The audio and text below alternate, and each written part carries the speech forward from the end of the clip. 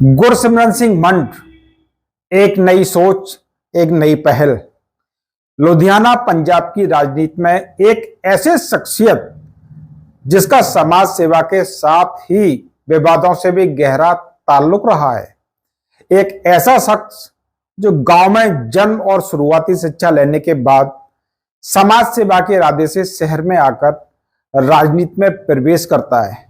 अपने सामाजिक कार्यों और हुसूलों से समझौता न करने की वजह से विरोधियों तथा असामाजिक तत्वों के निशाने पर रहने वाले गुरसिमरन सिंह मंड का जन्म 19 अक्टूबर 1974 को पंजाब राज्य के लुधियाना जिले के एक गांव भुट्टा में पिता सरदार मंजीत सिंह और माता सरदारनी अमरजीत कौर की पहली संतान के रूप में हुआ था। अगर हम बात उनके परिवार की करें तो गुरसिमरन सिंह मंड का जन्म एक ऐसे परिवार में हुआ जो किसानी के साथ राजनीति में भी सक्रिय थे। उनके दादा सरदार भगवंत सिंह 27 एकड़ के काश्तकार थे, लेकिन तब भी सामाजिक तौर पर अपनी जिम्मेदारी निभाते हुए उन्होंने भुट्टा गांव के सरपंच के रूप में 1954 से लेकर 1965 तक के इलाकों में वहां के लोगों की सेवा की और गांव की सारी समस्याओं का बीड़ा उठाया। सरदार भगवंत सिंह के घर में 5 पुत्र और 6 पुत्रियों ने जन्म लिया था।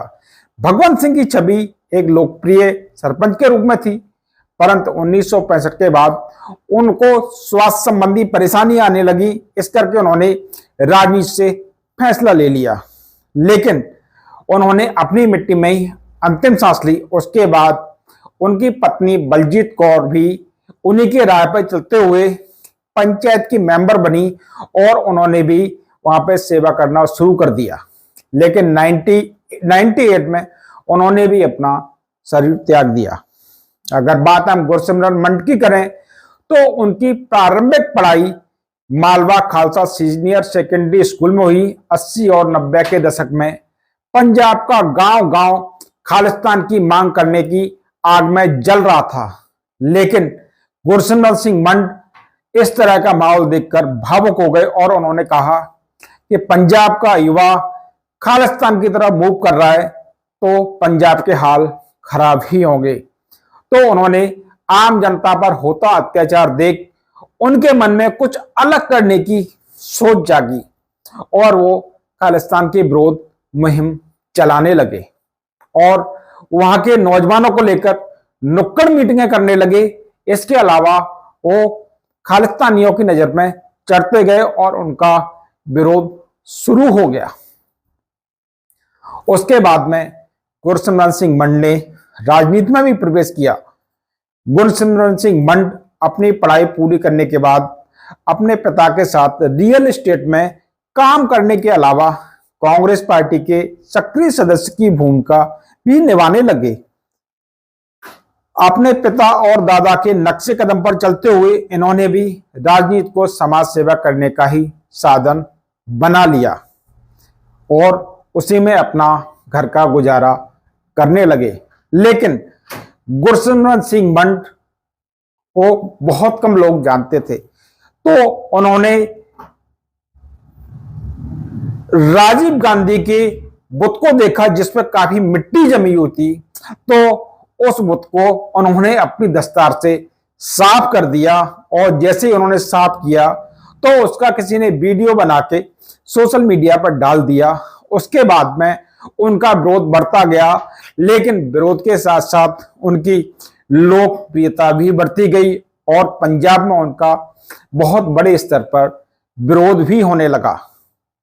लेकिन पंजाब के मुख्यमंत्री बेअंत सिंह की हत्या भी हुई थी उस टाइम पे।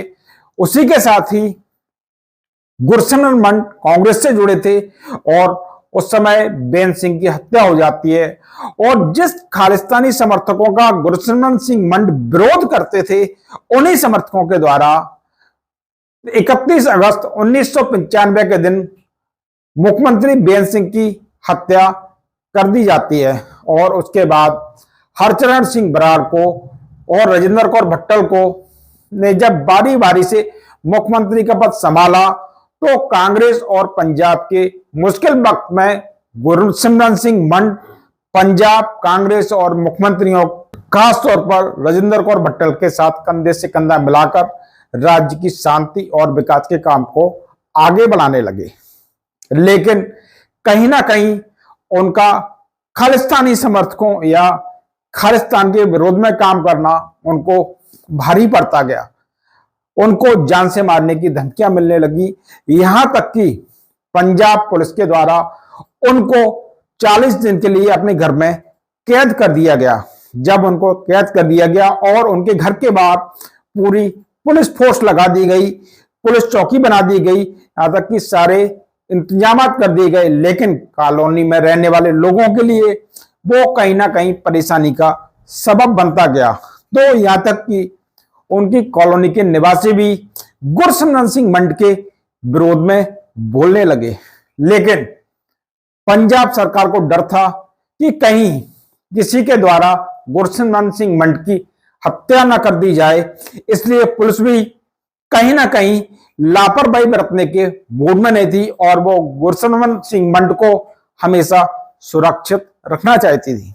लेकिन गुरसिमरन सिंह मंड अपनी हरकतों की वजह से कहीं ना कहीं इस तरह के ड्रामे करते रहे कि लोग उनको एक बचकाना या पागल तक करार कहने लगे। ये एक ओछा व्यक्ति है, पागल व्यक्ति है, क्योंकि जब वो बाहर निकलते तो अपने कपड़े उतार देते, रोड पे लेट जाते। इस तरह की हरकतों की वजह से वो पंजाब में फेमस होते गए। लेकिन आज सेंट्रल गवर्नमेंट की तरफ से उनको सुरक्षा दे दी गई है और पंजाब पुलिस भी उनके साथ बतौर ड्यूटी निभा रही है। लेकिन अगर हम बात गुरसिमरन सिंह मंड की करें तो आज भी वो खालिस्तान के विरोध में खड़े हैं और खालिस्तान के खिलाफ मुहिम जारी रखते हैं। लेकिन गुरसिमरन सिंह मंड का कहना है कि मुझको आजाद छोड़ दिया जाए, मैं देश के लिए शहीद होना चाहता हूं।